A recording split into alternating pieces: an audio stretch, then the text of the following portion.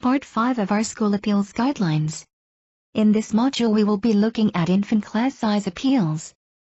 Chapter 1. Within this chapter we will look at what the definitions are for infant class size.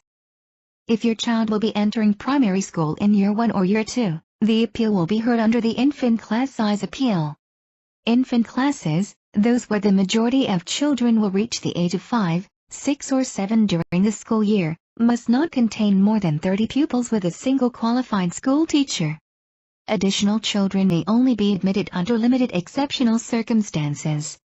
These children will remain an accepted pupil for the time they are in an infant class, or until the class numbers fall back to the current infant class size limit. Chapter 2. Exceptions. In this chapter we will look at what the exceptions are. Within the rules of infant class size, there are some children who can be permitted to take the numbers over 30. The accepted children are children admitted outside the normal admissions round with statements of special educational needs or education health and care plans specifying a school. Looked after children and previously looked after children admitted outside the normal admissions round. Children admitted, after initial allocation of places, because of a procedural error made by the admission authority or local authority in the original application process. Children admitted after an independent appeals panel upholds an appeal. Children who move into the area outside the normal admissions round for whom there is no other available school within reasonable distance. Children of UK service personnel admitted outside the normal admissions round. Children whose twin or sibling from a multiple birth is admitted otherwise and as an accepted pupil. Children with special educational needs who are normally taught in a special educational needs unit attached to the school, or registered at a special school, who attend some infant classes within the mainstream school. Chapter 3. Grounds for upholding an appeal. As we have already mentioned, when reviewing an infant class size appeal, the only criteria that the panel can consider is an error in the process or procedures or irrationality of the authority decision. Hence the panel must consider whether the admission arrangements complied with the mandatory code, whether those admission arrangements were correctly and impartially applied, whether the decision to refuse the place was one which was reasonable. For your appeal to succeed you must prove one of these things was incorrect. If you are trying to appeal on any other basis you are highly unlikely to succeed. So let's dig a little deeper into reasonableness. Paragraph 4.10 of the Appeals Code tries to define what is reasonable in the legal sense. But it's still quite open to interpretation. It states that the panel will need to be satisfied that the decision to refuse to admit the child was perverse in the light of the admission arrangements, that is, it was beyond the range of responses open to a reasonable decision maker. Or a decision which is so outrageous in its defiance of logic or of accepted moral standards, that no sensible person who had applied his mind to the question could have arrived at it. There have been some further cases in court that have added to the understanding of reasonable or unreasonable. So as you can see from this list, for the panel to determine that the authority was acting unreasonably, they must have done something seriously wrong. If you are appealing for a reception place, you should be aware that it too can be counted as an infant class size appeal. Even if the reception class doesn't have 30 children, this is because the case can look at the issue of future infant class size prejudice when the child moves into Year 1. If the child is an accepted pupil, the panel should hear the appeal as a normal two-stage appeal and not as an infant class size appeal. Chapter 5. How to win. As we have already seen, there are very limited circumstances that you are able to win an infant class size appeal. So let's look at your options. We already know the 3 considerations. So let's look at the first one. Whether the admission arrangements complied with the mandatory code. So, what you need to look at here is the authority's published admission code, and whether it is in accordance with the admission guidance document. You need to read both very carefully and check each criteria. Make notes of anything that you think is not compliant and include that in your evidence that you submit. Also send a request to authority to confirm if the admission code has ever been challenged in court, and what was the outcome of that challenge. Do this prior to the appeal hearing so that you have the full details before you turn up. Otherwise the authority may just say that as far as they know there haven't been any upheld challenges. You can also ask if the admission arrangements have ever been referred to the office of the school's adjudicator. The adjudicator can decide whether to consider whether or not they comply with the admissions law and the code. If you can prove that the admission code did not comply with the mandatory code, your appeal should be upheld. Okay, so let's look at the next point. Whether these admission arrangements were correctly and impartially applied. In the next couple of chapters we will look at how to assess this. Chapter 5, Oversubscription Criteria. The main area when looking as to whether the admission arrangements were correctly applied is how the oversubscription criteria were set out and applied. So this is where you should concentrate. This is also where you can start to challenge the authority. Within their admissions arrangements they will have given a list of what criteria they apply to allocate the spaces. These are known as oversubscription criteria. The authority should rank each application according to this list and allocate places accordingly. It is a good idea to ask the authority in which category the last child fell in, that was given a place. You can also look up what this was in previous years to get an idea of how oversubscribed the school is. These are some examples of what might be included. But they also may add in things like children of staff, or medical and social grounds. Check which criteria you think your child should have been in. Ask the authority to tell you which they allocated your child to. What you are trying to prove is that these criteria were not correctly applied, and if they had been, your child would have got a place. We have seen that you should check the oversubscription criteria carefully. What else should you be looking for that would be unlawful? For example, the authority cannot use any of the following criteria. They cannot ask for parents' personal details on any supplemental forms or the application form, such as marriage certificate, or first language. Take into account any previous school unless it's a named feeder.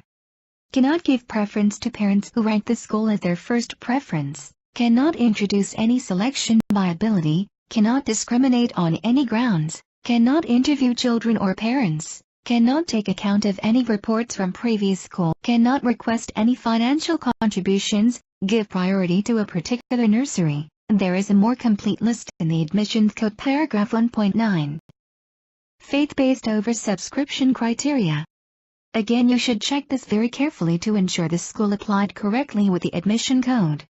If the school is not full, they must offer a place regardless of the faith of the child. However, if it is oversubscribed, then the school can apply the criteria and give preference to children of faith. But the criteria must be easily understood by parents. Must still give priority to looked after children. The criteria must have been consulted upon by the person representing the faith concerned. They must also clearly define what they determine as practicing that faith. For example, baptism or attendance. Chapter 6, Other Criteria. Once you have investigated the oversubscription criteria, you should look at other issues around the school's argument. The authority should take necessary measures to check the home address of all the applicants to the school. This is to stop fraudulent applications.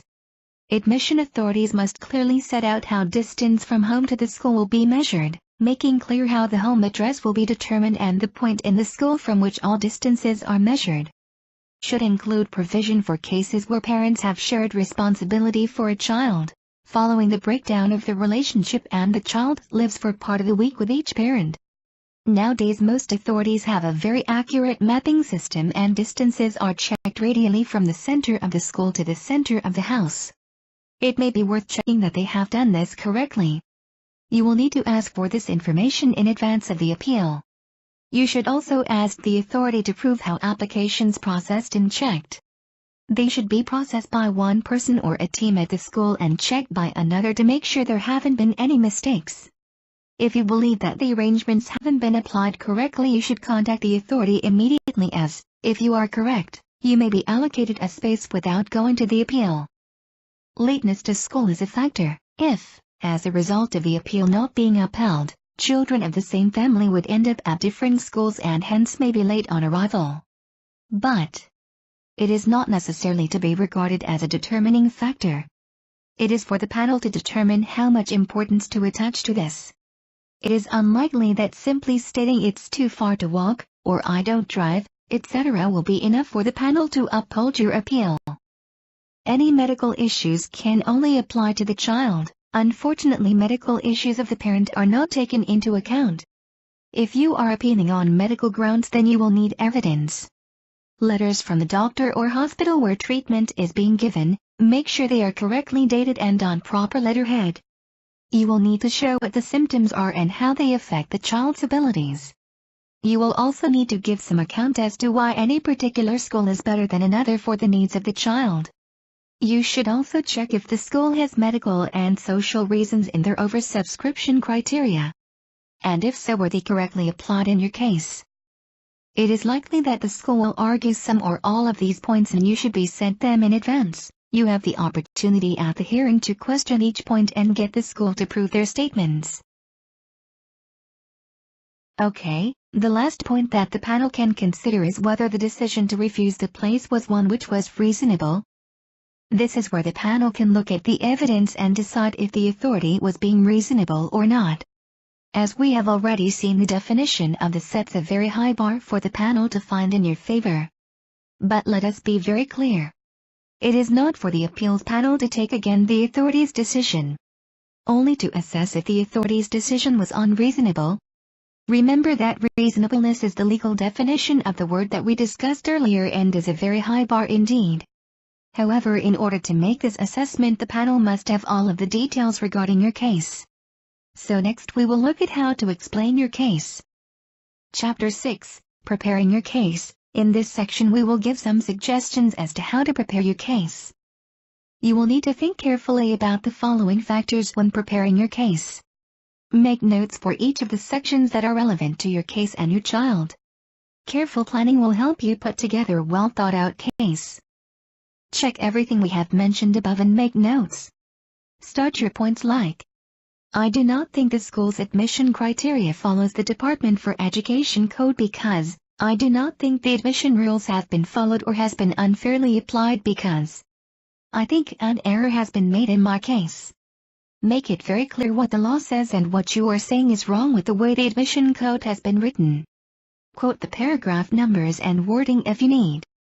If your child has a disability and you feel the admission authority has discriminated against your child, for example by treating your application differently than for other children, or refusing to accept it, you may be able to claim disability discrimination. Start your comments like: I think my child has been discriminated against because infant class size prejudice means that the legal limit of 30 children per teacher would be broken. The school would have to show that any measures they could take to avoid this, such as employing another teacher, would cost too much or have an adverse effect on the education of other children. You might want to start your statement: I do not believe that admitting an extra pupil will breach the infant class size limit of 30 pupils per teacher because, or, I believe that the admission authority's decision not to offer my child a place was unreasonable in the circumstances of my case because. As you can see, there is very limited scope for your appeal to be upheld when it is infant class size. In reaching a decision, the panel must take into account all the relevant circumstances to determine whether the authority acted reasonably, including the published admission arrangements, your stated preference, your family and your child's particular circumstances, the practical consequences for the school if your appeal was successful. However, remember that the appeal panel is not permitted to balance your case against the school's case, only to judge if the authority acted reasonably. If you do not have grounds under the areas we have mentioned, then you are probably wasting your time going to appeal. In the next module, Part 6, we will cover some more details about two-stage normal prejudice appeals.